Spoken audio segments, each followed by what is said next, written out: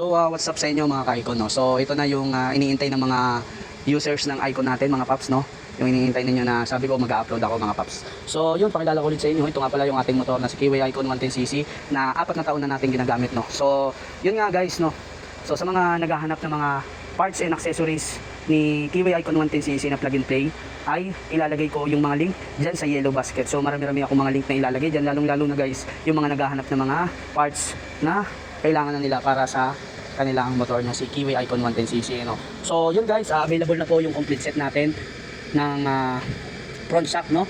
Meron na rin tayong caliper, meron na rin tayong ganito guys. So halos kompleto na guys. So ilalagay ko yung link sa yellow basket, no? So dito guys, kung makikita niyo nagpalit na ako ng front shock, ng rear shock guys. So 330mm sa mga naghahanap ng shock na swak kay Kiwi Icon 110cc is 330mm po yung piliin po ninyo. Pero meron po ako dyan sa yellow basket po, and makikita ninyo na nagdagdag ako na extension guys. Ayan, may extension po akong nilagay dyan dahil mabigat po yung aking laging sinasakay sa motor. Kaya nagdagdag po ako ng extension para kaya yung bigat po niya. And makikita po ninyo na yung gulong ko is napakalapad. Yung gulong ko mga ka-icon sa likod is 110/80/14. So hindi naman sasayad guys, kaya nga tayo naglagay ng extension. Kasi nung walang extension nung nagpalit ako, sumasayad siya lalo na kapag nasa 100 plus kg yung sakay. So napakalaga ng extension, no? Pero kung magalang naman ang sakay nyo guys, kahit di na kayo maglagay ng extension. And maganda rin yung bounce ng shock na ipinalit ko rito. Ang brand niya is MK guys, MK, no?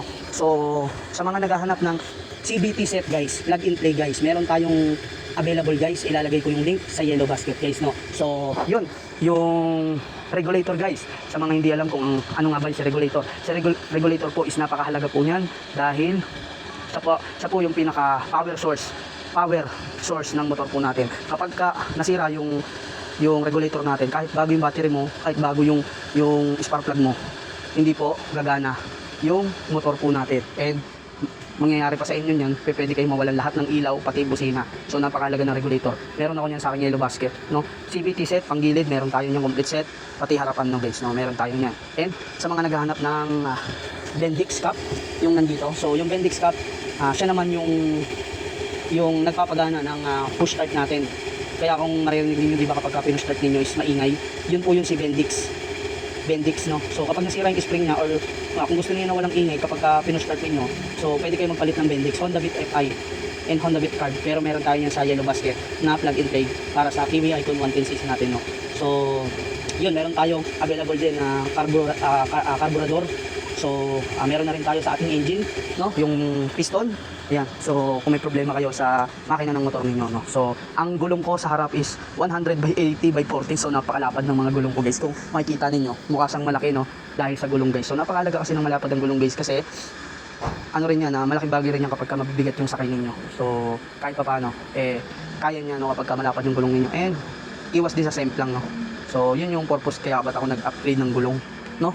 And throttle cable, syempre napakahalaga guys. Throttle cable, kaya nga lagi kayo manood ng mga ina-upload ko na Kiwi Icon 110cc, kasi yan, kagaya yan, sa lahat ng mga parts na nasiraan ako na gamit ko tong si Kiwi Icon 110cc, pinaka nahirapan talaga ako guys sa throttle cable, dahil wala kang mahanap niyan sa kahit saang shop na swak sa Kiwi Icon 110cc na gamit mo. Kaya kung ngayon pa lang sinishare ko na tong experience ko, alam mo na kung anong dapat mong gawin. Click the yellow basket and i-check out mo ang throttle cable para kung sakaling maputulan ka guys, lalo na kung bumabiyahe ka araw-araw, nagde-deliver ka, bumabiyahe ka ng malayo, nagra-rides ka, so kung maputulan ka man, meron kang extra at magamit mo pa rin yung iyong motor.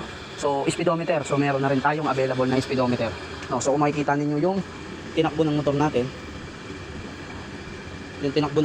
guys, napakarami ng number, no? So hindi makita guys kasi madilim yan.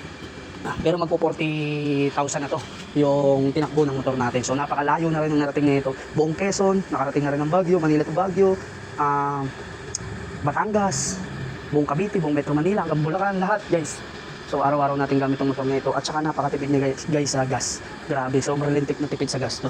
Kung ilalaban nyo ito sa mga Honda Beat FI na fuel injection na sinasabi nila na matipid daw sa gas, para sa akin guys, ito na siguro yung isa sa mga nagamit kong motor na grabe tipid sa gas guys. So lalo na ngayon, napakataas ng 1 litro ng gasolina. So napakalaking tulong kung matipid ang motor mo. Kaya sa lahat ng mga naghahanap ng parts and accessories si Kiwi Icon 110cc, eto na po, pwede na kayo mag-check out dyan sa Yellow Basket and mag-comment kayo once na naka-check out na kayo. So maraming salamat sa inyo mga Kiwi Icon 110cc sa solid na suporta, and ingat kayo palagi sa inyong biyahe. So see you on my next vlog and goodbye.